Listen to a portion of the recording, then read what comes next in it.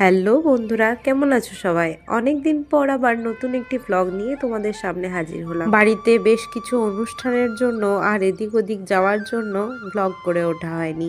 আজকের ব্লগটিতে আমি আমার নিজের কিছু ট্র্যাডিশন তোমাদের সামনে তুলে ধরবো। তার আগে সকলকে নমস্কার এবং জোহার আমার সমস্ত আদিবাসী বন্ধুদের।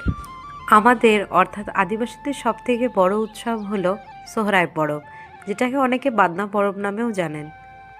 আর সেই পরবের জন্যই আমি পৌঁছে গেছিলাম আমাদের গ্রামের বাড়িতে, যেখানে আমার কাকু কিছু নিয়ম পালন করছিলেন, যেটাকে আমরা বলি বুঙা।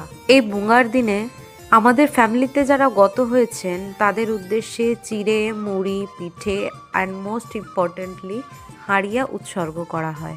আর সবাইকে উৎসর্গ করার পর এই পিঠেটাকেই আমরা প্রসাদ হিসাবে খেয়ে নিই। সব রকম কাজ শেষ করার পর তারপরেই চলে আসি খাবারের দিকে। আজকে বাড়িতে অনেক জনের নিমন্ত্রণ ছিল এবং এইখানে আমার পিসি আর এই কাকু লেগেছিল রান্না করতে। আর আমি সাত সকালবেলায় কোনো কাজ না পেয়ে ফুলের ছবি তুলছিলাম। দেখো গাইস, কত ফুল হয়েছে আমাদের এখানে।